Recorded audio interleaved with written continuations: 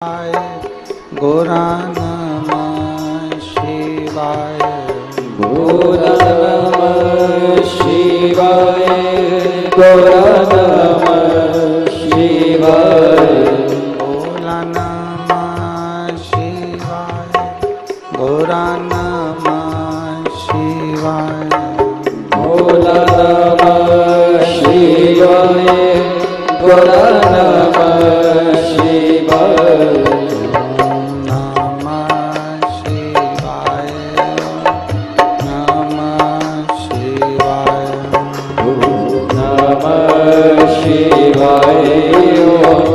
नमः शिवाय। नमः शिवाय।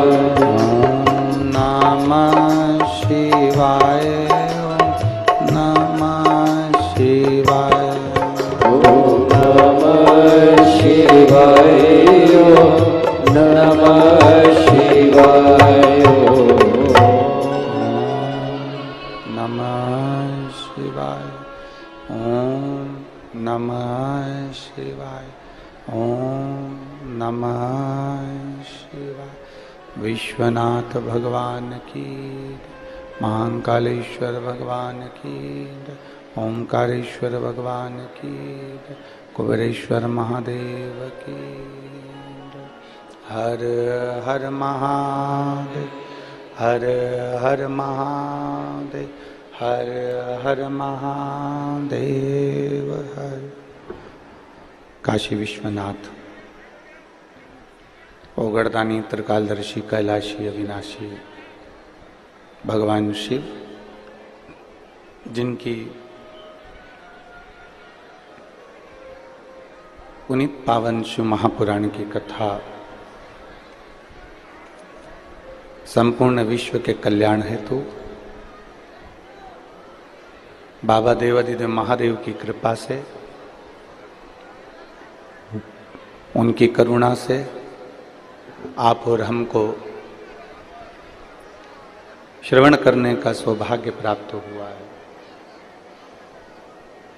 बड़े भाग्यशाली हैं सभी श्रोता भाई बहन जो इस पवित्र परतवाड़ा की पवित्र भूमि पर बैठकर बैसाख के महीने में शिव महापुराण की कथा को श्रवण कर रहे हैं। यजमान परिवार बड़ा भाग्यशाली है। स्वर्गीय नंद किशोर जी, बलभद्रलाल जी जायसवाल, स्वर्गीय देवकाबाई नंद किशोर जी जायसवाल जी की स्मृति में श्री ओम प्रकाश नंद किशोर जी जायसवाल, श्रीमती सीमा ओम प्रकाश जी जायसवाल, श्री प्रकाश नंद किशोर जी जायसवाल, श्रीमती लता प्रकाश जी जायसवाल परतवाड़ा। एक बार यजमान परिवार के लिए जोरदार ताली बजाकर स्वागत, वंदन, अभिनंदन, जिन्होंने इस पवित्र कथा को इस बैसाख के महीने में प्रदान की है। शिव करुणा सागर, त्रिकालदर्शी, कैलाशी, अविनाशी शंकर, जो संपूर्ण जगत का कल्याण करने वाले हैं, संपूर्ण विश्व का उद्धार करने वाले, भूल से भी, हम कहें कि याद कर कर भी नहीं, अगर भूल से भी मुख से ओमकार मंत्र निकल जाए,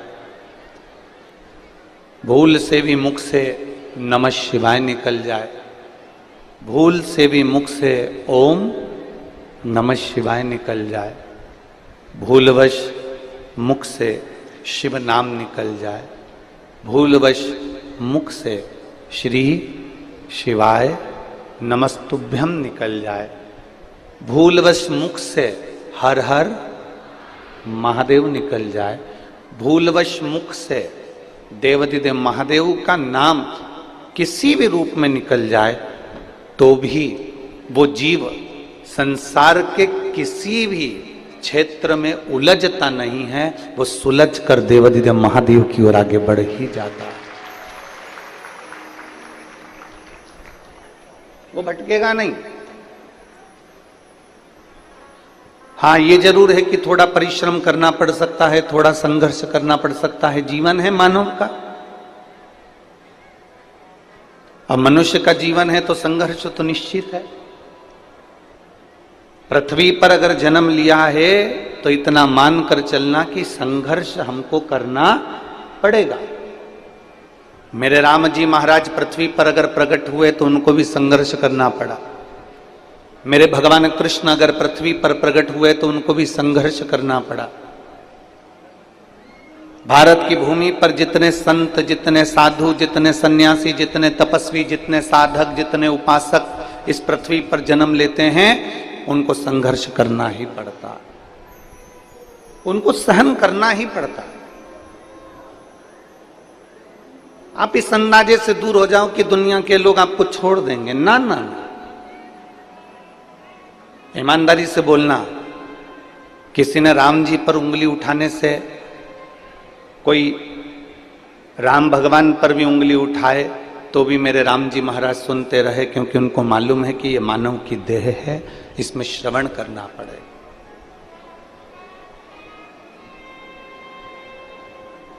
इसमें सहन बहुत करना है। और सबसे ज्यादा सहनशीलता अगर किसी को चाहिए तो वो भारत भूमि की मेरी माताओं को चाहिए, क्योंकि एकदम कोई ने कुछ बोला और आप एकदम उसका पलटवार कर दिए, कोई ने कुछ बोला और आपने उसको अपशब्द कह दिया, कोई ने कुछ बोला और आपने उसके ऊपर कुछ कह दिया, ना ना ना। अरे मत बुरे कर्म कर बंदे वरना पछताएगा, भगवान की आंखों से तू बच नहीं पाएगा, तू बच नहीं पाएगा। अरे ओ अज्ञानी मत कर नादानी, अरे ओ अज्ञानी मत कर नादानी।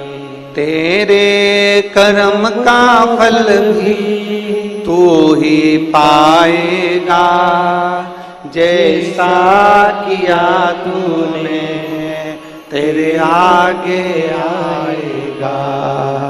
मत बुरे कर्म कर बंदे वरना पछताएगा, भगवान की आंखों से तू बच नहीं पाएगा, तू बच नहीं पाएगा। कोई कुछ कहे, आप उस जगह पर मौन रहना चालू करो। कोई गलत चीज हमारे पास में आ जाए, आप उसका त्याग करना चालू करो। कोई ने आपको गाली दे दी, आप उसका त्याग कर दीजिए। त्याग किसका करना? व्यक्ति का त्याग नहीं करना, गाली का त्याग करना। कोई गलत विचार मन में आ रहा है, त्याग उसका कर दीजिए।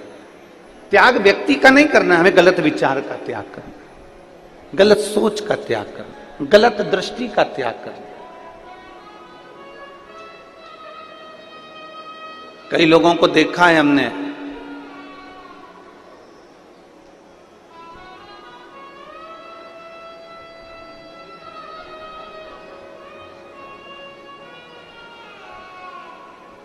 शुगर के डर से शक्कर खाना, बोलो जम के बोलो जरा, शक्कर खाना छोड़ देते हैं। कई लोगों को देखा है हमने, शुगर के डर से, जम के बोलो जरा, शक्कर खाना छोड़ देते हैं। बीपी के डर से, ब्लड प्रेशर के डर से नमक खाना छोड़ देते हैं। बहुत बहुत ध्यान देना थोड़ा सा। शुगर का डर लगा तो शक्कर खाना छोड़ दी, बीपी का डर लगा, ब्लड प्रेशर का डर लगा तो नमक खाना छोड़ दिया। तो भगवान से भी डरो और बेईमानी का खाना,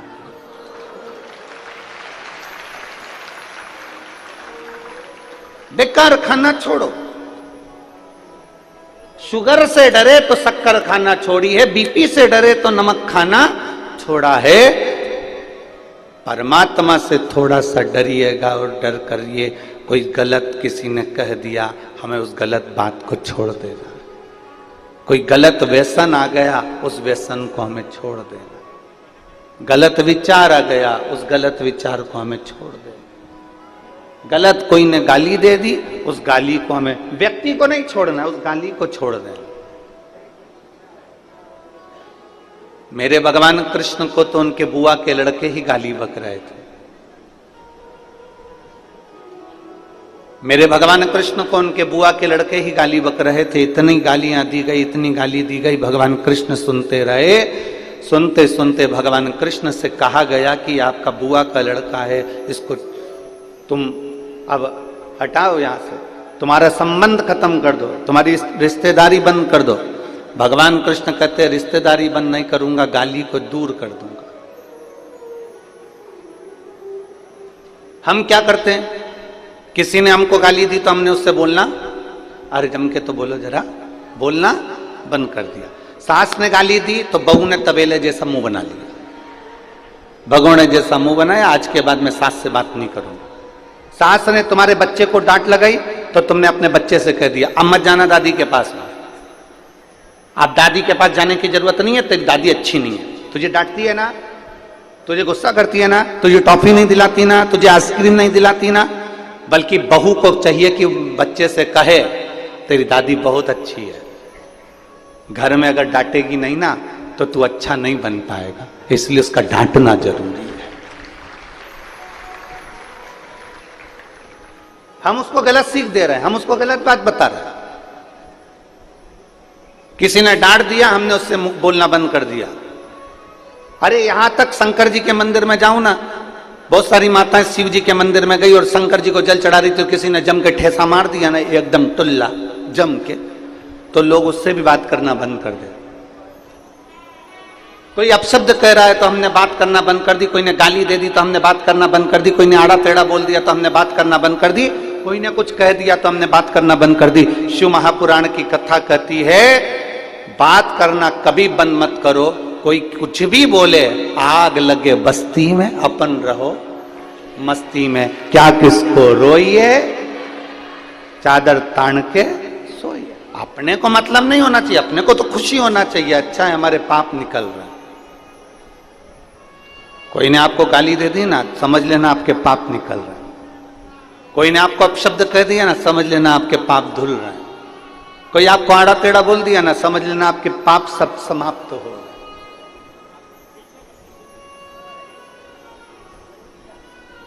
हमें बातचीत बंद नहीं करना है।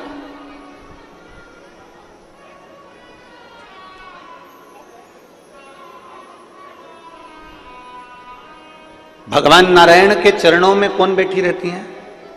बोलते जाओ जरा, परतवाड़ा वालों, तुम्हारी आवाज यहां तक आना चाहिए। कौन बैठी है? लक्ष्मी जी। गणेश जी के बाजू में कौन कौन है? रिद्धि सिद्धि। ब्रह्मा जी के बाजू में कौन है? ब्रह्मांड। इंद्र के बाजू में इंद्राणी।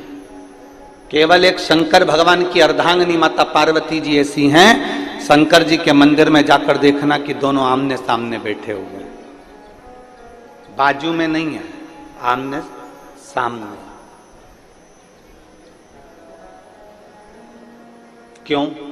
कारण मैं कुछ कहूं आप सुनना, आप कुछ कहेंगे मैं सुनूंगी, मैं आपके सामने, आप मेरे सामने रहो, जिंदगी भर रहो।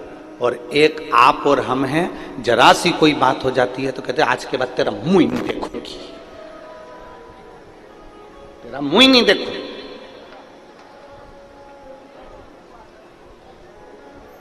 आज के बाद मेरे सामने आना मत, तेरा मुंह ना देखूं मैं। ना ना, शिव पार्वती की कथा कर रही है, कितना भी क्लेश हो जाए, कितना भी विवाद हो जाए, कितनी भी गलत बात हो जाए, तो भी अपनी बोलचाल बंद नहीं करना अपना।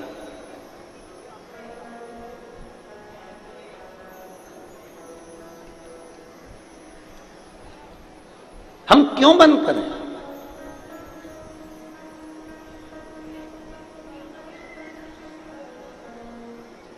शिव जी को ज्यादा क्रोध आता था कि पार्वती जी को ज्यादा क्रोध आता था? अब दोनों का संतुलन करिए जरा। अगर आप मां भवानी का दर्शन करोगे कालका रानी का दर्शन करोगे, काली माता का दर्शन करोगे, चामुंडा का दर्शन करोगे, तो तुम्हें लगेगा कि किसको क्रोध ज्यादा आता है? पार्वती जी को। और यदि आप भगवान शंकर का दर्शन करो, जिन्होंने अपनी जटा का बाल थोड़ा वीरभद्र को उत्पन्न करा और दक्ष प्रजापति की यज्ञ को विध्वंस कर दिया, जिन्होंने क्रोध में आकर कामदेव को भस्म कर दिया, अगर आप दर्शन करेंगे तो फिर आपको लगेगा कि शंकर को ज्यादा क्रोध आता है।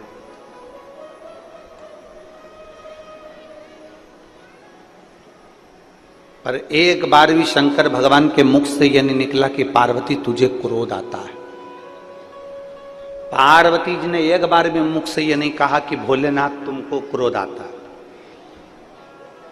क्योंकि ना शंकर भगवान को पार्वती में क्रोध नजर आ रहा है, ना पार्वती को शिव जी में क्रोध नजर आ रहा है। ये दोनों एक दूसरे में वात्सल्यता देख रहे हैं, क्योंकि जिसके अंदर जो भरा होता है सामने वाले में वो नजर आना प्रारंभ हो जाता है। पति चिल्ला रहा है, पति अपशब्द बोल रहा है, और चिल्लाते चिल्लाते इतने में पत्नी ने 2 शब्द कह दिए तो पति चिल्लाकर बोला, ये देख कितना गुस्सा कर रही है। अपने पति से ऐसे बात करना चाहिए? पति पत्नी से कह रहा है। अब यही बात अगर पत्नी पति से कह दे तो तुम पहले अपने आप को तो देखो, तुम कितना गुस्सा कर रहे हो, तुम कितना क्रोध कर रहे हो। दुकान पर रहते हो तो अच्छे रहते हो, बाहर रहते हो तो अच्छे रहते हो, और घर में आते हो तो इतना क्लेश करते हो। बस ये बात पत्नी ने कही, इतने में तो पति ने गाड़ी की चाबी ली, भुड़ भुड़ भुड़ भुड़ वो चल।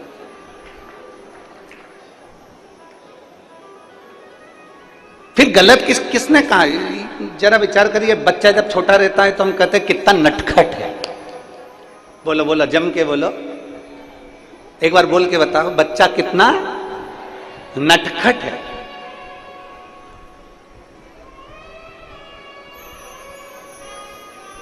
केवल बच्चा जब छोटा रहता है तब उसको कहा जाता है कि बच्चा कितना नटखट है।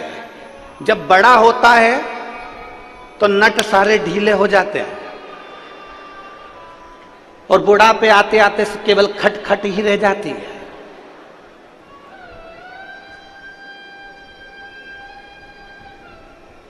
अब कोई बुढ़ापे में किसी बुढ़े व्यक्ति को 80 साल की अम्मा को कोई कह दे, अम्मा कितनी नटखट है,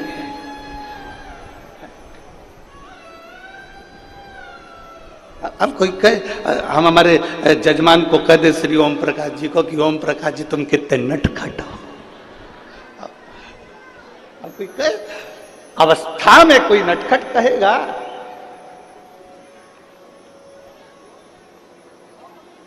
कौन कहेगा? हम क्या देख रहे हैं, हम क्या बोल रहे हैं? पति को क्रोध आया, उसने पत्नी से कह दिया तू गुस्सा करती है। पत्नी को क्रोध आया, उसने पति से कह दिया तू गुस्सा करती है।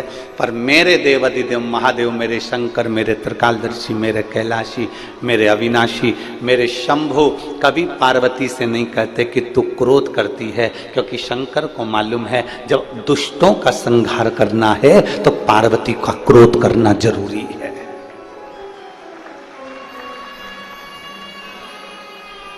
जब दुष्टों का संहार करना है तो पार्वती का क्रोध करना जरूरी है। अनायास क्रोध माता पार्वती कभी नहीं करी है। लक्ष्मी जी ने गुस्सा करा, अनायास करा। भगवान नारायण हंस दिए, लक्ष्मी जी को देखकर लक्ष्मी जी को क्रोध आ गया। लक्ष्मी जी ने श्राप दे दिया नारायण को, मैं तुम्हें श्राप देती हूं, तुम्हारा शीश कटेगा और घोड़े का मुंह लगेगा, क्योंकि तुम घोड़े जैसे हंसे हो। और भगवान विष्णु का शीश कटा, घोड़े का मुख लगा, हयग्रीव अवतार हो गया। घोड़े का मुख लगा, हयग्रीव अवतार हुआ लक्ष्मी जी के कारण। यहां क्रोध लक्ष्मी जी को नहीं आना था, पर क्रोध आया। अनायास क्रोध लक्ष्मी जी को आ सकता है, अनायास क्रोध ब्रह्माणी को आ सकता है। ब्रह्माणी को क्रोध आया ब्रह्मा जी के ऊपर जब यज्ञ कर रहे थे पुष्कर राज की भूमि पर।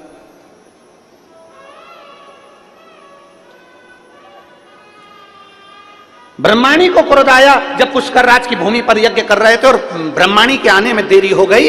जब ब्रह्माणी नहीं आई तब उस समय पर ब्राह्मणों ने गौ माता के मुख से गायत्री को प्रकट कर लिया और प्रकट कर कर फिर वो यज्ञ में जो बिठाया, बिठाने के बाद में स्वयं ब्रह्माणी देवी आ गई और कह दिया मेरा अपमान कर दिया, मेरी जगह पर तुमने दूसरी नारी को बिठाया, कहीं पर तुम्हारी पूजन नहीं होगी, कहीं मंदिर नहीं होंगे, अगर मंदिर होगा तो केवल एक पुष्कर राज में होगा, केवल एक पुष्कर राज।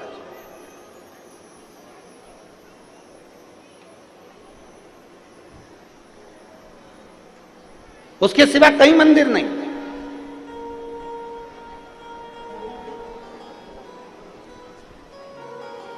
और किसी स्थान पर तुम्हारा मंदिर नहीं होगा। जब ब्रह्माणी ने श्राप दिया तो ब्रह्मदेव कहते ब्रह्माणी तुम क्या बोल रही हो? ब्रह्माणी कहती है सुनो ब्रह्मदेव, सारे यज्ञ से बड़ा, सारे दान से बड़ा, सारे पुण्य से बड़ा एक पुण्य होता है और वो कन्यादान होता है। सारे यज्ञ से बड़ा, सारे दान से बड़ा, सारे पुण्य से बड़ा एक पुण्य होता है, वो कन्यादान होता है। इसके सिवा कोई दान बड़ा नहीं कन्यादान के आगे। इसलिए हम हमारी भारत माता की पुत्रियों से, भारत माता की बेटियों से प्रत्येक कथा में निवेदन करते हैं कि मेरी बेटियों, तुम कितनी भी ऊंची पढ़ाई करना, कितनी भी अच्छे ऑफिस में काम करना, पर अपने पिता को कन्यादान का मौका जरूर देना। हम हमारी बेटियों से कहते हैं कि आप कितने भी अच्छे पढ़ लो, अच्छे ऊंचे से ऊंचे स्कूल में पढ़ो, ऊंचे से ऊंचे कॉलेज में पढ़ो, अच्छी एजुकेशन आप धारण करिए, खूब अच्छे अच्छे अहदे पर, पद पर मेरी बेटियां बैठे, पर इतना याद रखना अपने पिता को कन्यादान का मौका जरूर देना। जरा सी चाउमीन के चक्कर में और 10 रुपए के पेट्रोल और डीजल के चक्कर में और भुड़ भुड़ के चक्कर में, किसी एरे गिरे नत्थु खेरे के चक्कर में मत जाना, अपने माता पिता को कन्यादान का मौका जरूर देना। ब्रह्माणी ने ब्रह्मदेव से कहा सबसे बड़ा दान कन्यादान होता है, सबसे बड़ा यज्ञ कन्या का विवाह होता है, सबसे बड़ा दान पुण्य अगर माना गया है तो कन्या का दान माना गया है। इसलिए आप जब इस पृथ्वी पर कन्यादान कर लोगे तब ब्रह्मदेव आपका मंदिर इस पुष्कर राज की धरा पर पूजनीय हो जाएगा, उस मंदिर का आनंद हो जाएगा। तब ब्रह्मदेव सतयुग त्रेता सब निकलता चले गया, द्वापर आ गया और ब्रह्मदेव ने विचार करा अब मैं किसका कन्यादान करूं। तब देव ऋषि नारद ने कहा, उसी पल उसी घड़ी देव ऋषि नारद ने कहा कि भगवान कृष्ण का प्रागट्य हुआ है और भगवान कृष्ण का प्रागट्य हुआ है और बरसाने की राधा रानी के साथ में बाल्यावस्था में जिस विवाह को कोई नहीं जानता, केवल एक ब्रह्मदेव जानते हैं, केवल एक नारद जी जानते हैं, केवल एक राधा जानती है और केवल एक कृष्ण जानते हैं। बाल्यावस्था में भगवान ब्रह्मदेव ने नारद जी की साक्षी में भांडिर वन में बैठकर राधा जी का कन्यादान कर दिया। तब जाके ब्रह्मदेव का पूजन पुष्कर राज की धरा पर प्रारंभ हो गया। तब जाकर प्रारंभ, सहजता नहीं है महाराज, उसको समझना। इस विवाह को केवल ब्रह्मदेव जानते हैं, इस विवाह को केवल नारद जी जानते हैं, इस विवाह को केवल अगर जानते हैं तो राधा और कृष्ण जानते हैं, इसके सिवा वो विवाह कोई नहीं जानता। वो गोपनीय विवाह जो भांडिर वन में किया गया। लक्ष्मी जी ने क्रोध करा भगवान नारायण को, घोड़े का मुख लगा। ब्रह्माणी ने क्रोध करा ब्रह्मदेव को, स्वयं पुष्कर राज में केवल पूजे गए, बाकी के कहीं नहीं पूजे गए। तो यहाँ मेरी पार्वती मैया अनायास क्रोध नहीं करती, मेरी पार्वती मैया हर कभी क्रोध नहीं करती। जहाँ क्रोध की जरूरत है वहाँ पार्वती जी क्रोध करती हैं। और आप कभी अनुभव करिएगा, मेरा बहुओं से निवेदन है, मेरा बेटियों से निवेदन है कि आप कभी अनायास क्रोध ना करें, हर कभी क्रोध ना करें। क्रोध का भी एक समय होता, क्रोध पर थोड़ा सा कंट्रोल होना चाहिए। क्या होना चाहिए? जम के बोलो जरा, कंट्रोल। बेडरूम होता है घर में, बोलो जम के बोलो। वो मेरी परतवाड़ा की जीजी बोलो, घर में बेडरूम होता है, जम के तो बोलो। ड्राइंग रूम होता है, वॉशरूम होता है, ठीक है। तो फिर घर में एक रूम कंट्रोल रूम भी होना चाहिए।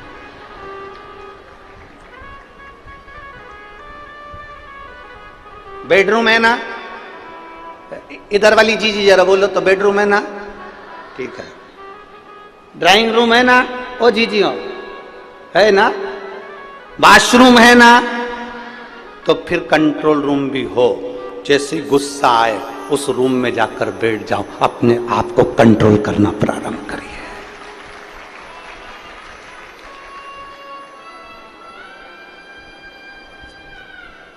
मुख पर गालियां आए उस रूम में जाकर बैठ जाओ, गालियों पर कंट्रोल होना जरूरी है।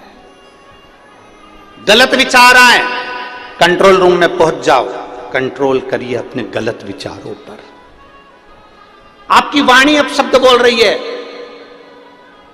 किसी व्यक्ति के लिए अपशब्द तुम्हारे मुख से निकल रहा है, किसी के लिए आड़ा टेढ़ा निकल रहा है, किसी के लिए गाली निकल रही है, किसी के लिए ताने निकल रहे हैं। अपने भीतर जो भरा है वो ही तो बाहर निकल रहा है, जो भरा है वही तो निकल रहा है।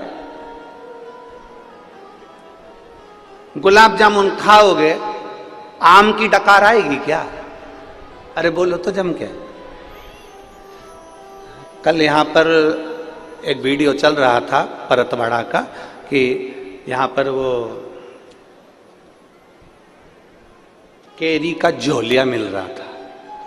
क्या बोलते हैं इधर महाराष्ट्र में, केरी का पना, यहीं कहीं मिल रहा था वो, उसका वीडियो बहुत चल रहा है। ठीक है, और केरी का पना लोग बांट रहे थे, केरी का पना निःशुल्क सबको दे रहे थे, गिलास भर भर के लोग पी रहे थे। अब तुमने केरी का पन्ना पिया, ठीक है, अरे बोलो तो जम के।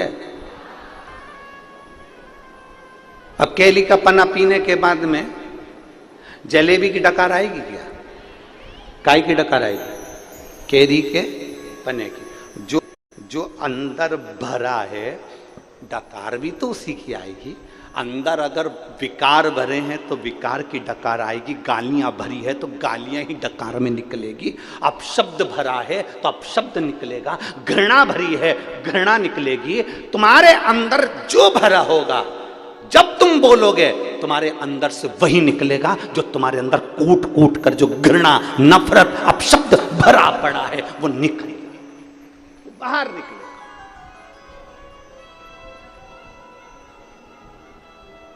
कोई व्यक्ति बहुत अच्छा बोल रहा है, समझ लेना उसके अंदर अच्छाई भरी हुई है। कोई व्यक्ति बहुत अच्छी व्यवहार कर रहा है, समझ लो उसके अंदर व्यवहार अच्छा भरा हुआ।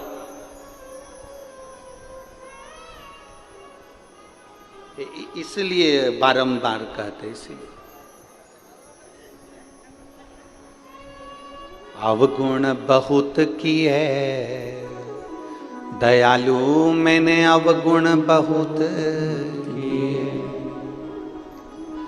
और मुख तो दिया रे तूने दाता बन के, मुख तो दिया रे तूने दाता बन के, पर कभी नहीं भजन कियो दयालु मैंने अवगुण बहुत किए।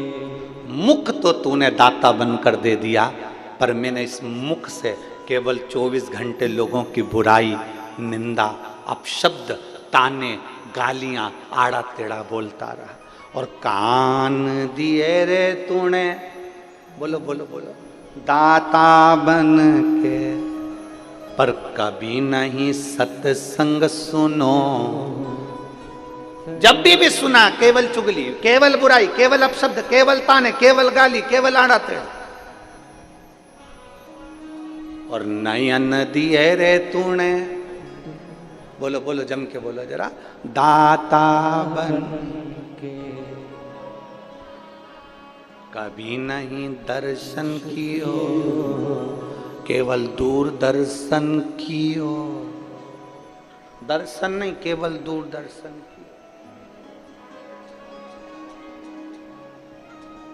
चित्र अच्छा देखोगे तो चरित्र भी अच्छा होगा।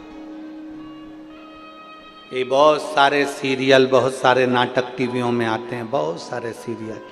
एक लड़की ने शादी कर ली, एक जगह से उसने थोड़ा बहुत धन दौलत लेकर छुटकारा कर लिया, दूसरी जगह शादी कर ली, फिर उसने तलाक कर लिया, तीसरा पति मिला, उसने भी उसको अपशब्द किया, उसने उसको भी छोड़ दिया, चौथा पति विदेश में ढूंढा, उससे शादी कर ली, उसके साथ जाने की तैयारी कर ली। वहीं पे बेटा बेटी सब नाटक देख रहे थे। उन्होंने सोचा ऐसा होता है, पर नाटक में वो हो सकता है, पर ओरिजिनलिटी में तो बेटी केवल एक के घर ब्याह कर जाए और वहां अच्छे से रहे, ये माँ बाप की आशा रहती है,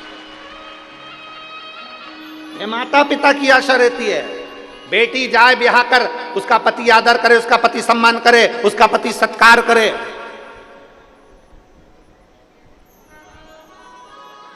ये हर माता पिता का एक मन का भाव होता है, प्रत्येक माता पिता का।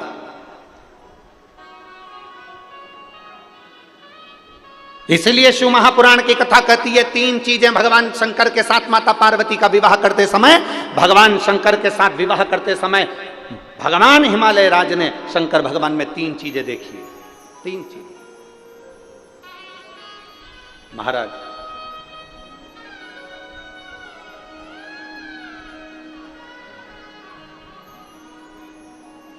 पार्वती जी के पिता हिमालय राज ने शंकर जी के साथ विवाह करते समय तीन चीजें देखी। प्रत्येक घर के पिता को अपनी बेटी की शादी करते समय तीन चीजें देखना चाहिए।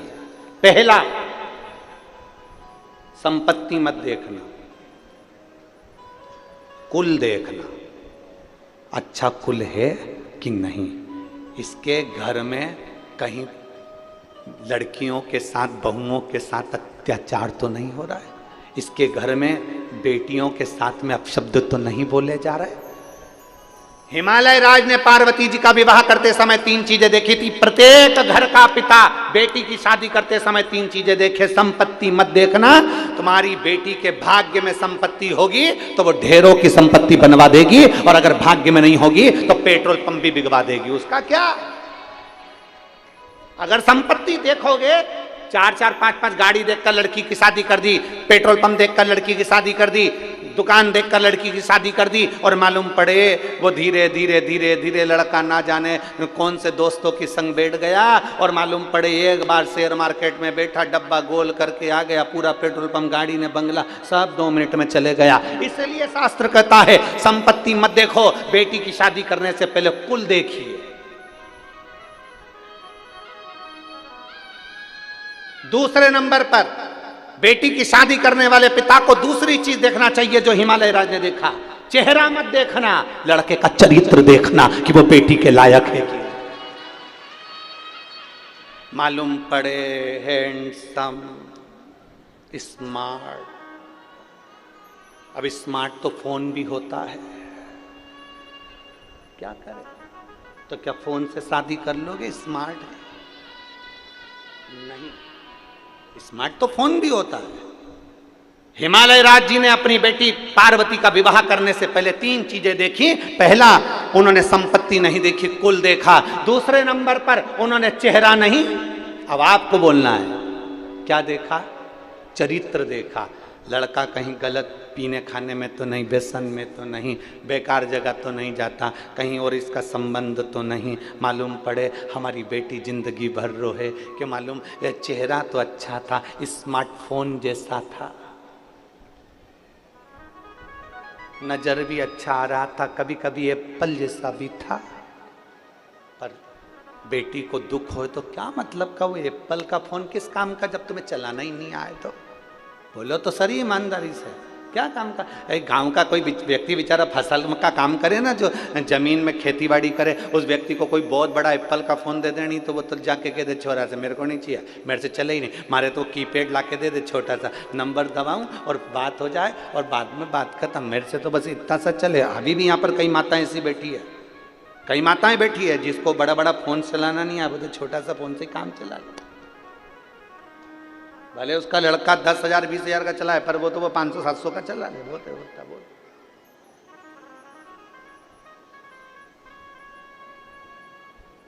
उसको जरूरत ही नहीं।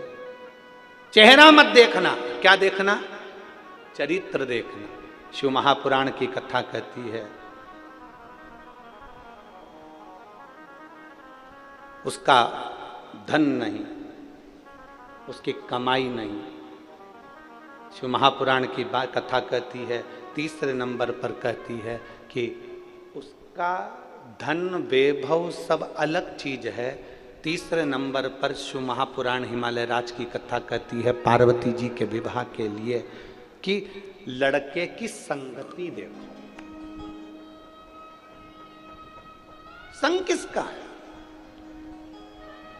ए मेरी परतवाड़ा की जीजी और जितने भारत भूमि के जितने भक्त शिव महापुराण की कथा को इस परतवाड़ा की धरी से श्रवण कर रहे हैं, इस भूमि से सुन रहे हैं, जो अपने आस्था चैनल पर, फेसबुक, यूट्यूब पर, मोबाइलों पर इस कथा को सुबह 9:30 बजे से 12:30 बजे तक सुन रहे हैं, उनसे निवेदन करेंगे 3 चीजों का स्मरण आपके जीवन में रहे। एक, धन मत देखो, कुल देख लो। दूसरा, संपत्ति मत देखो, लड़के की संगति देख लो। और तीसरा, चेहरा मत देखो, चरित्र देख लो, तो तुम्हारी लड़की कभी दुखी नहीं हो सकती, वो सुखी ही रहेगी, सुखी रहेगी।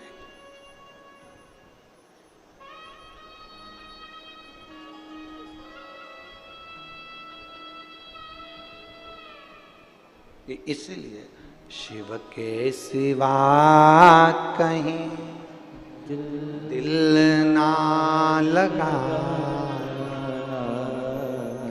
शिव के सिवा कहीं दिल ना लगाना, वरना पड़ेगा तुझे आंसू बहाना,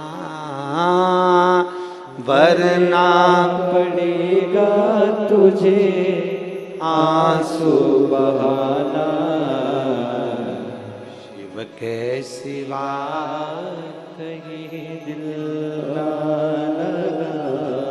अपने चित्त को, अपनी वृत्ति को, अपने मन को कहीं दूसरी जगह लेकर नहीं, अपने मन को भटकाना नहीं है, अपने मन को भ्रांतियों में नहीं लेके जाना, अपने मन को भ्रम में लेकर नहीं जाना। कोई गलत बोल रहा है, उसके अंदर गलत भरा होगा इसलिए गलत बोला उसने। कोई आपको अपशब्द कह रहा है, उसके अंदर ईर्ष्या भरी होगी इसलिए कोई अपशब्द कह रहा है आपसे। एक उंगली किसी पर उठाई है, कितनी उंगली? ये ऐसा है जब एक उंगली हम किसी पर उठाते हैं तो ये 3 उंगलियां हमारी ओर जाती है कि तू अपने अंदर झांक कर देख कि तू क्या है। एक उंगली किसी पर उठाई है तो ये 3 उंगलियां बता रही है कि अपने खुद के अंदर झांको कि तुम क्या हो।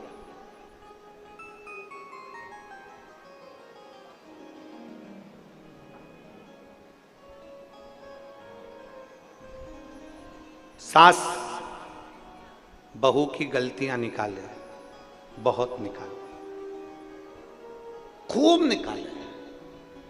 ईमानदारी से बोलना, सास अगर बहू की गलती निकालती रहे और अपनी पड़ोसन उनको, अड़ोसन उनको, रिश्तेदारों को, ननंद को, जेठानी को, जेठानी को, सबको गलतियां बताती रहे, एक दिन ऐसा आएगा कि पूरे मोहल्ले के लोग कहेंगे बहू ऐसी नहीं है, सास गलतियां निकालती है तो सास ही गलत।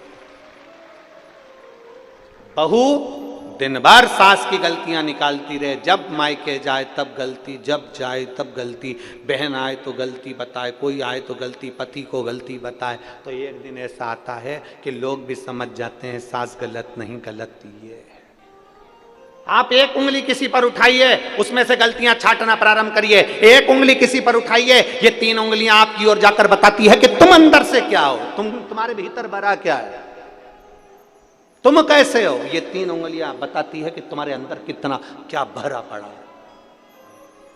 शिव पुराण कहती है ना सास बुरी होती है ना बहू बुरी होती है, कुछ समय का चक्र होता है जो बुरा होता है, उसको टल जाने दो, दोनों में एक दिन प्रेम जरूर बढ़ेगा। एक लड़की की शादी हुई, लड़के से उसका विवाद हो गया, मायके चली गई, मायके वालों ने कह दिया मत जाना, तू हमारे पास रह। शिव महापुराण की कथा कहती है थोड़ा टल जाने दो, इस संवाद को थोड़ा टल जाने दो। लड़का लड़की में विवाद हुआ है ना, थोड़ा समझाओ। कोई बात नहीं बेटा, चल हम बैठते हैं, बात करो, अच्छे से रहो, दोनों अच्छे से रहो, प्रेम से रहो। विवाद हुआ है, अभी नए नए जुड़े हुए, 1 साल हुआ शादी का, 2 साल हुआ, 3 साल हुआ, थोड़ा समय लगेगा, कम से कम 5-6 साल इंतजार करो, इसके बाद निर्णय पर पहुंचना। इतनी जल्दी निर्णय मत ले कि मुझे अब इसके साथ रहना ही नहीं। बहुत समय तुम मायके में रह रही है, जा ससुराल में ले। हो सकता है बेटी को समझाओ, तू एक बार विवाद कर कर आ गई, मान लो तेरे को ऐसा पति मिला और तूने तलाक भी ले लिया, तो हो सकता है तो दूसरी शादी करे और वो भी ऐसा ही निकल गया, तो क्या जवाब था? थोड़ा समझाओ, थोड़ा समझाने का प्रयास करिए, थोड़ा कहने का प्रयास करिए। हाँ, जब बेटी के लायक लड़का ना हो और तुम्हें लगे कि ये बेटी के लायक नहीं, सही में हाथ उठाता, मारता, ठोकता, गाली देता, अपशब्द कहता, इज्जत नहीं करता, सम्मान नहीं करता।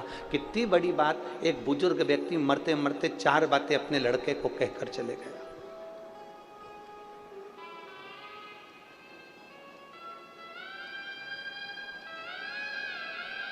एक बुजुर्ग व्यक्ति मरते मरते 4 बातें अपने लड़के को कहकर गया, और 4 बात परतवाड़ा के एक एक व्यक्ति के दिल में बैठना चाहिए। एक बुजुर्ग व्यक्ति मरते मरते 4 बातें अपने लड़के को कह गया, बेटा छांव में जाना, छांव में आना। बेटा घर में चमड़े की एक दीवार रखना। पहली बात क्या बोली? बेटा जम के बोलो परतवाड़ा वाले, छांव में आना, छांव में जाना, घर में एक चमड़े की दीवार रखना। तीसरी बात कही, मीठा ही मीठा खाना, मीठा ही मीठा। और चौथी बात कही, अपनी पत्नी को डांटना है तो बांध के डांटना। अपनी पत्नी को डांटना है तो बांध कर डांटना। ये 4 बातें बुजुर्ग कहकर चले गया। लड़के ने अमल करना प्रारंभ कर दिया। छांव छांव जाओ, छांव छांव आओ। तो लड़के ने क्या करा, अपनी दुकान तक, अपने घर से लेकर दुकान तक टेंट लगवा दिया। छांव में जाता, छांव में आता। लड़के ने सुना पिताजी ने कहा कि चमड़े की दीवार घर में रखना, तो जब गांव में कोई भैंस मरी, उसका चमड़ा लाकर उसने निकलवा के अपनी दीवार पे टांग दिया। चमड़े की दीवार, बदबू मारने लगा घर। तीसरी बात, मीठा ही मीठा खाना, इतना मीठा खाया कि शुगर हो गई। और चौथी बात, अपनी पत्नी को पहले बांधता फिर डांटता। एक दिन पत्नी छूटकर अपने मायके चली गई और अपने पिता से कहा, पिताजी से कहा, पापा मुझे नहीं जाना, बहुत गंदा माहौल है। पहले तो अच्छे थे, पर जब से पिताजी मरे 4 चीजें इनको बताकर चले गए, मीठा ही मीठा खाओ, चमड़े की दीवार रखो, और पत्नी को जब भी डांटना तो बांध कर डांटना, और छाँव छाँव जाना, छाँव छाँव आना। जमाई आया अपनी पत्नी को लेने के लिए। ससुर ने कहा, बेटा क्या बात है, तुम पहले तो ऐसे नहीं थे, तुम पहले ऐसे नहीं थे बेटा, क्या हुआ?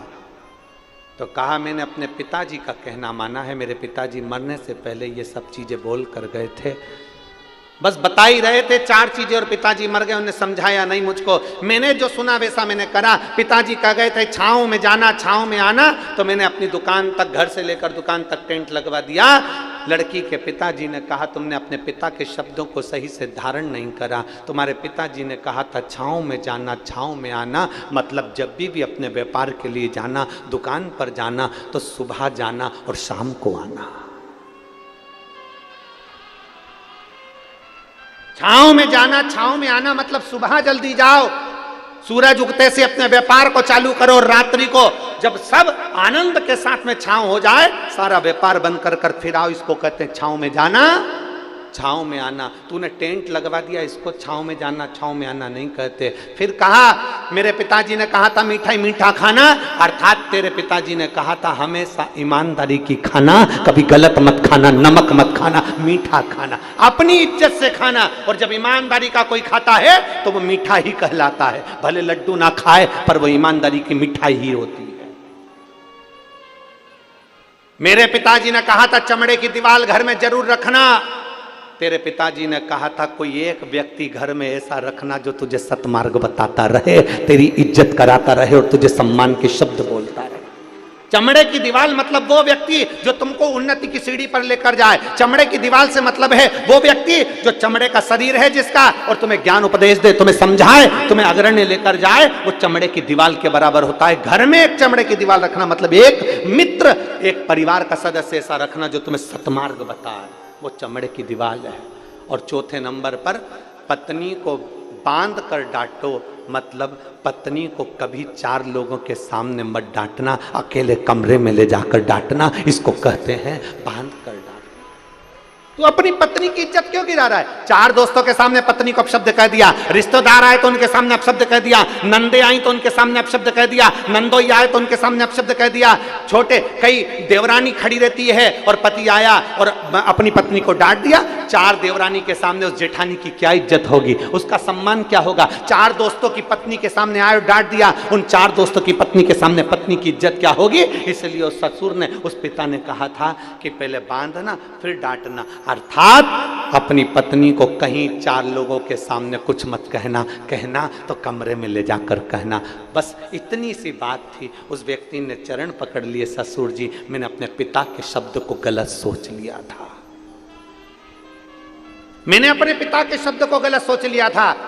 हम निवेदन करना चाहेंगे, दुनिया के कई लोग कथाओं को थोड़ा थोड़ा सा काट लेते हैं और उसको गलत तरह से पेश कर देते हैं।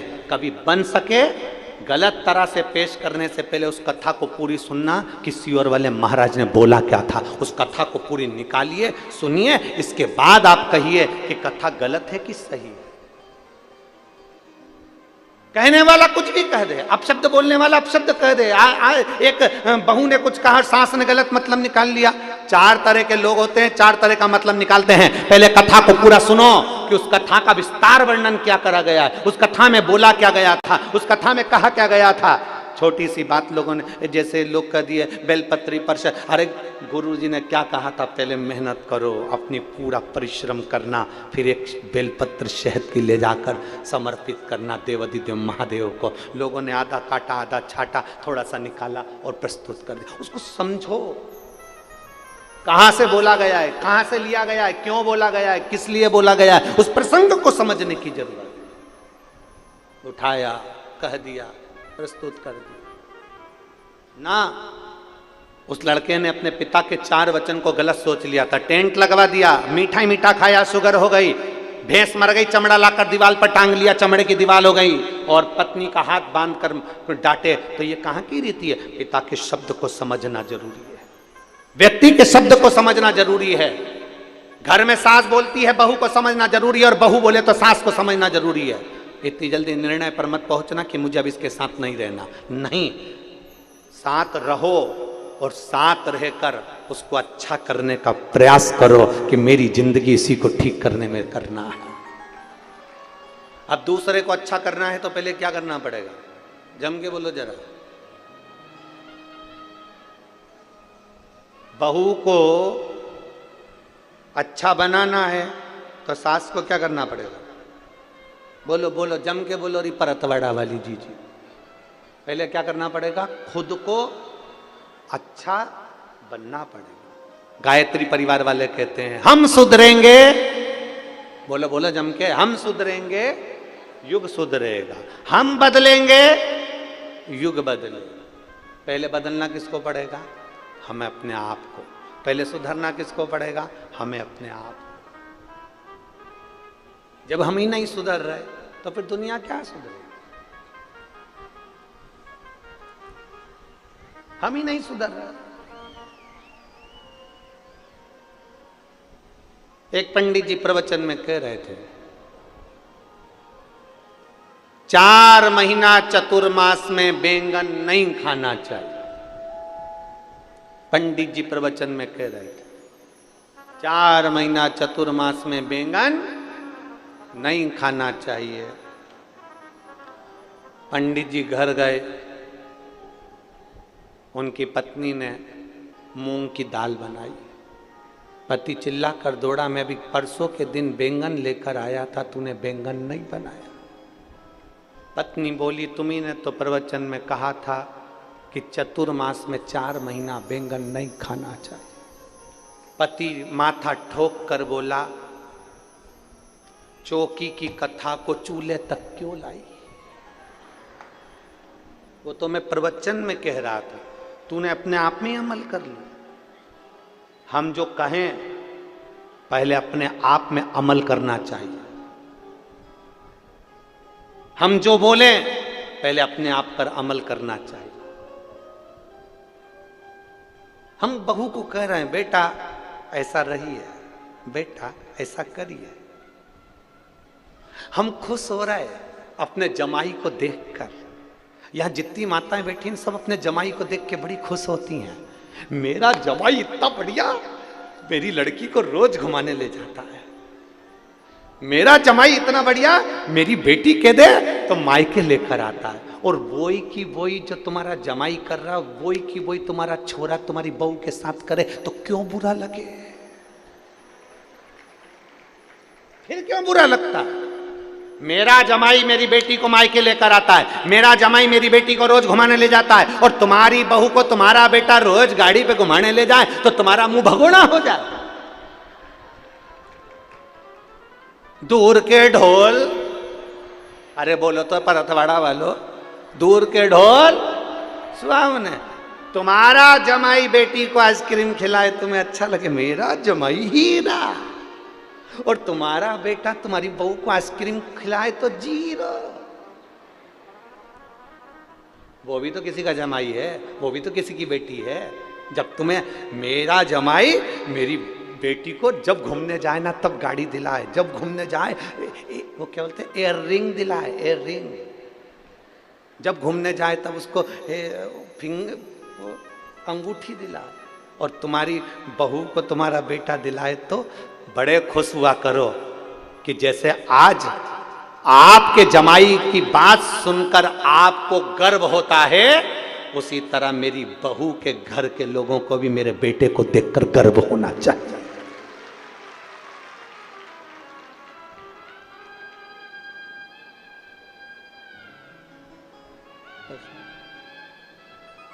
दूर के ढोल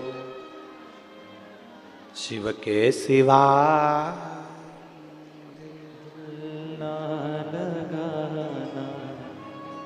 बस दूसरा करे तो अच्छा, अपन करें तो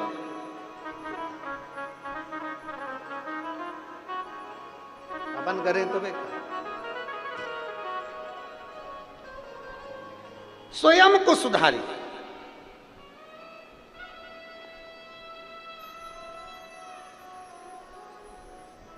और जिस दिन हम स्वयं सुधर गए, हम सुधरेंगे। हम दूसरे से कहते हैं मंदिर जाओ लोटा भर के जल चढ़ाओ, पहले अपने को जाना पड़ेगा।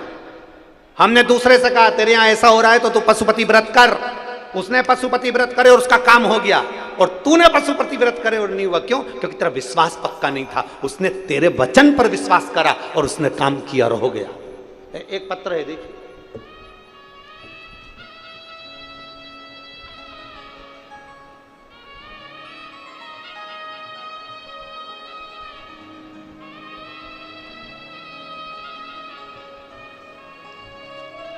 मेरा नाम प्रियंका नंद किशोर मुच्छेकर है। मैं आकोट जिला अकोला की रहने वाली हूँ। कहीं बैठी हो तो हाथ हिला सकती हैं, अगर कहीं बैठी हो तो हाथ हिला सकती हैं। मेरा नाम प्रियंका नंद किशोर मुच्छेकर है। मैं आकोट जिला अकोला की रहने वासी हूँ। कहीं बैठी हो तो अपना हाथ हिला सकती हैं। आकोट जिला अकोला की रहने वाली हूँ। मेरा मोबाइल नंबर ये है। मैं 11 साल से नौकरी के लिए स्पर्धा परीक्षा दे रही थी, पर मेरा कहीं पर नहीं हुआ। फिर मैंने 11 साल एग्जाम देना का प्रयास किया। एग्जाम देने के बाद मेरा जब सिलेक्शन नहीं हुआ तो मैंने परीक्षा देना बंद कर दिया। मैंने परीक्षा देना बंद करी क्योंकि मैं परीक्षा में फेल हो जाती। 2022 में मेरी माँ ने मुझे शिव महापुराण की कथा टीवी पर सुनाई, कथा के बारे में बताया। मैंने बोला माँ ऐसा महाराजों तो ढेर सारी बातें बोलता रहता है, क्या होगा? मेरी माँ ने कहा वो सियोर वाला महाराज कहता है कि हिम्मत मत हारना, एक बार फिर परीक्षा दे और फॉर्म भर। 11 साल परीक्षा देने के बाद में मैंने फॉर्म भरना बंद कर दिया, पढ़ना बंद कर दिया, तब आपकी कथा सुनकर मुझे बल आया। आप कहते हो हिम्मत मत हारना, महादेव तुम्हारा साथ देगा। एक बार नहीं 4 बार अगर परीक्षा देना है तो 5 बार दो और बाबा के ऊपर भरोसा रखो।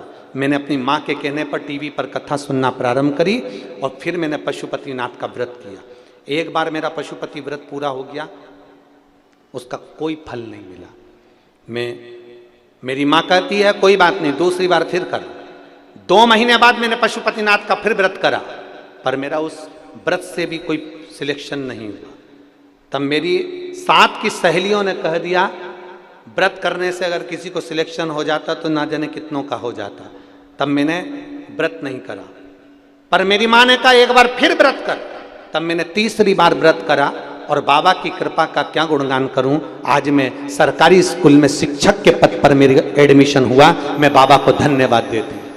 कहीं बैठी हो, मेरा नाम प्रियंका नंद किशोर मुझे कर है, मैं आकोट जिला अकोला की निवासी हूँ और मेरा मोबाइल नंबर ये है। आई हैं क्या पीछे हैं? एक बार हाथ हिलाओ, दिख जाएगी। कैमरे में कैच कर लो तो टीवी पर दिख जाएंगी, हमको तो नज़र नहीं आ रही यहाँ से। हाँ ठीक है, दिख गए हो। एक बार वापिस हाथ हिला दो। हाँ ठीक है, दिख गए हो। श्री शिवाय नमस्तुभ्यम। बधाई आपको बहुत बहुत।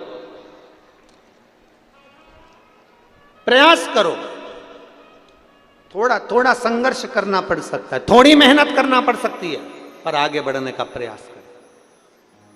दुनिया के लोग कितनी भी टांग खींचे, दुनिया के लोग कितना भी अपशब्द कहे, दुनिया के लोग कितना भी ताना दें, आपकी जब गरीब परिस्थिति रहती है, आपके जब दुख का समय रहता है, दुनिया का कोई व्यक्ति तुम्हारा साथ देने नहीं आता। तब तुम्हारे भीतर का विल पावर, तुम्हारे भीतर की हिम्मत तुम्हें अंदर से आकर बोलती है कि चिंता मत करना, तेरा काल अधिपति महाकाल तेरे साथ खड़ा है, बढ़ आगे। इसलिए शिव के सिवा कहीं दिल ना लगाना, शिव के सिवा कहीं दिल ना लगाना, वरना पड़ेगा तुझे आंसू बहाना, वरना पड़ेगा तुझे आंसू। योनि दी है, इस मानव की देह को हल्का फुल्का मत लो, इसको समझो कि इस योनि में हमें भगवान की भक्ति कर कर फिर अगली योनियां प्राप्त नहीं करना। जगत गुरु शंकराचार्य जी महाराज जी कहते हैं पुनरपि जननम पुनरपि मरणम के प्रपंच से छूटना है तो शंकर को 1 लोटा जल चढ़ा।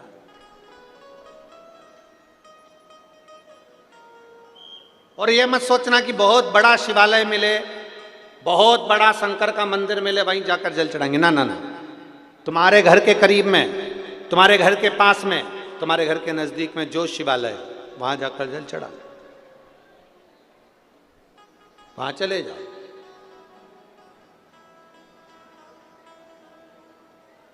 घर में शंकर जी हैं आपके?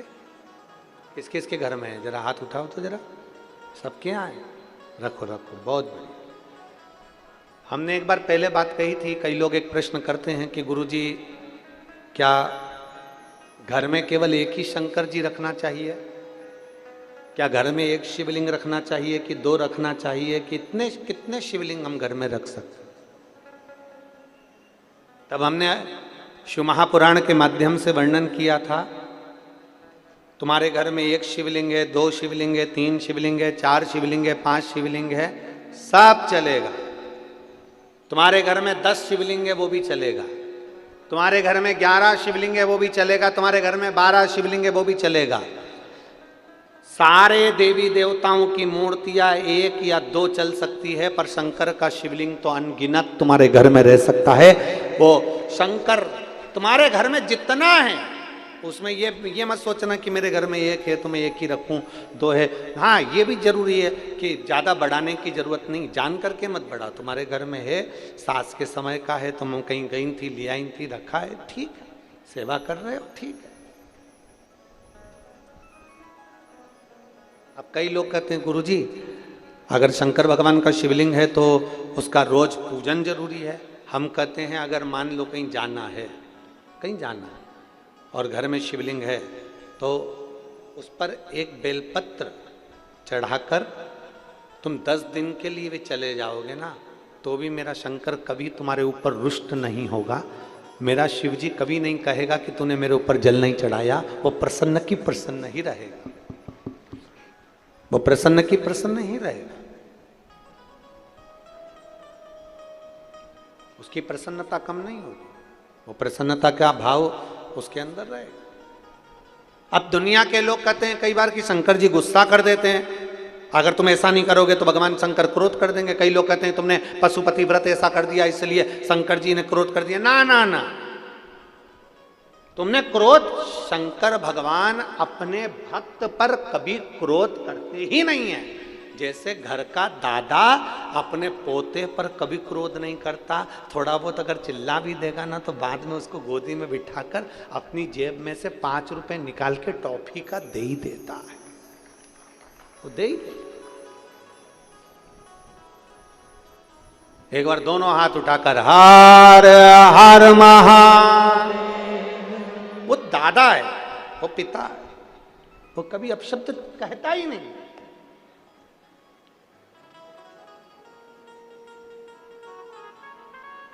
ये मेरी जीजियों, अगर तुमको कोई ऐसी राय दे ना, तुमको ऐसा कोई समझाए कि ऐसा मत करना, शंकर जी गुस्सा कर जाएंगे। मंदिर में तुम जल चढ़ाने जाओ और कई कई लोग ऐसे मिल जाते, अरे तूने ऐसा कर दिया, शिव जी रुष्ट हो जाएंगे। तो उसके हाथ जोड़ के कहना तू चुप रहे, शंकर मेरे और मैं शंकर के, क्या किसको रोइए चादर तान के सोइए, हमें क्या करना। कई लोग शंकर भगवान रुष्ट हो जाएंगे, शिव जी रुष्ट हो जाएंगे, शंकर भगवान रुष्ट हो जाएंगे, शंकर भगवान को क्रोध आ जाएगा। ना, मां और बाप अपने बेटे से, अपने बच्चों से कितनी देर गुस्सा रह सकते हैं? बोलो बोलो, जम के बोलो। एक छोटा सा बच्चा है, माता पिता अपने बच्चे से कितनी देर गुस्सा रह सकते हैं? माता पिता अपने बच्चे से कितनी देर तक क्रोध में रह सकते हैं? कितना क्रोध करेंगे, कितना गुस्सा करेंगे? थोड़ी देर का क्रोध, थोड़ी देर का गुस्सा। मेरा देव अधिदेव महादेव तो बाहें फैलाकर खड़ा रहता है। जैसे आपको पहले कथा में कहा था, एक पिता के 2 पुत्र और दोनों पुत्र, एक पिता के 2 पुत्र और बड़ा पुत्र कह रहा है पापा मुझे तुम्हारे साथ में नहीं रहना, मुझे तुम्हारे साथ नहीं रहना, मुझे तुम्हारे साथ रहना ही नहीं है। और शंभु शरणे मांगू घड़ी रे दुख काटो दया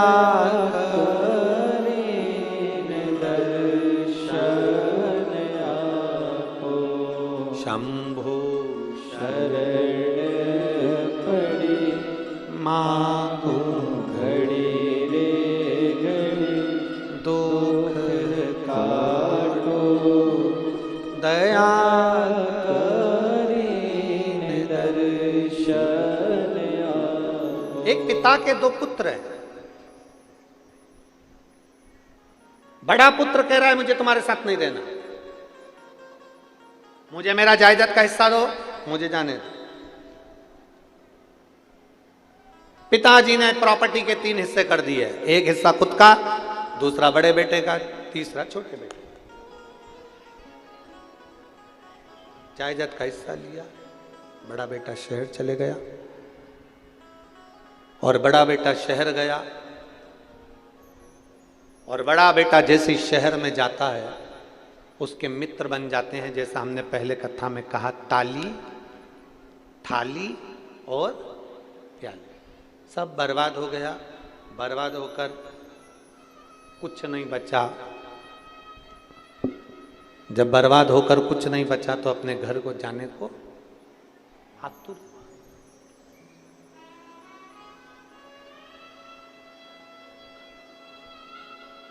घर जा रहा है। अब उसको लग रहा है मेरा पिताजी नहीं रखेगा, अब उसको लग रहा है मेरा बाप नहीं रखने वाले।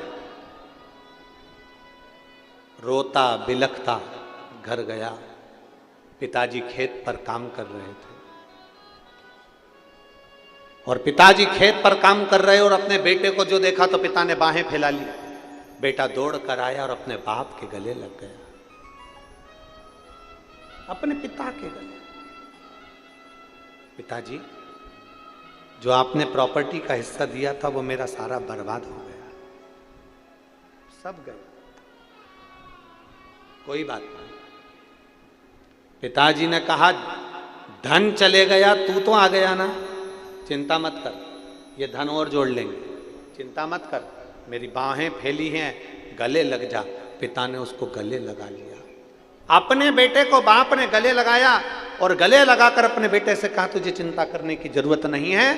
शास्त्र कहता है, लोग कहते हैं कि एक गंदा व्यक्ति भी मंदिर जाता है, एक झूठ बोलने वाला व्यक्ति भी मंदिर जाता है, एक कपट करने वाला मंदिर भी जाता है, एक बेईमानी करने वाला व्यक्ति भी मंदिर जाता है, एक छल करने वाला व्यक्ति भी मंदिर जाता है, एक प्रपंच करने वाला व्यक्ति भी मंदिर जाता है।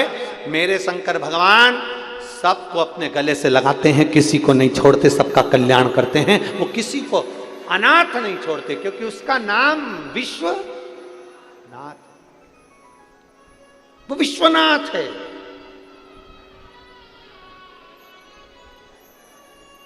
और मेरे भोले तेरा सहारा है, मेरे भोले तेरा सहारा है, मेरी नैया का तू किनारा है, मेरी नैया का तू किनारा है, मेरे भोले तेरा सहारा है, मेरे भोले तेरा सहारा है, मेरी नैया का तू किनारा है, मेरी नैया का तू किनारा है। किसी को अनाथ नहीं छोड़ता, उसका नाम विश्वनाथ है। एक बार भाव से बोल, विश्वनाथ भगवान की जय। किसी को नहीं छोड़ता, किसी। बस फिर निवेदन है, बेडरूम है, वॉशरूम है, ड्राइंग रूम है, उसी तरह एक जम के बोलो जरा, कंट्रोल। लक्ष्मी जी अपने क्रोध पर कंट्रोल नहीं कर पाई थी, ब्रह्माणी अपने क्रोध पर कंट्रोल नहीं कर पाई थी। केवल कंट्रोल करने वाली एक पार्वती जी है जो हर कभी क्रोध नहीं करती। जब असुरों का संहार करना होता है तब क्रोध करती है। इसलिए शंकर पार्वती के सामने है और पार्वती शंकर के सामने।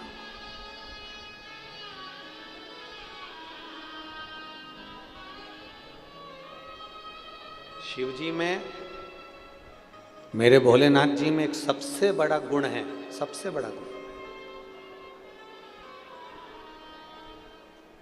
कौन सा गुण है शंकर भगवान में? सबसे बड़ा गुण शंकर भगवान का, सबसे बड़ा गुण। चलो बोलो जरा, परतवाड़ा वाले बताओ, शंकर भगवान का सबसे बड़ा गुण कौन सा है? सबसे बड़ा गुण शिव जी का एक सबसे बड़ा गुण कौन सा है? उनका गुण है, शंकर भगवान केवल एक ऐसे देवता हैं जिन्होंने अपनी पत्नी की भी पूजन करवा दी। शंकर भगवान एक ऐसे देवता हैं जिन्होंने अपने बेटे की भी पूजन करवा दी।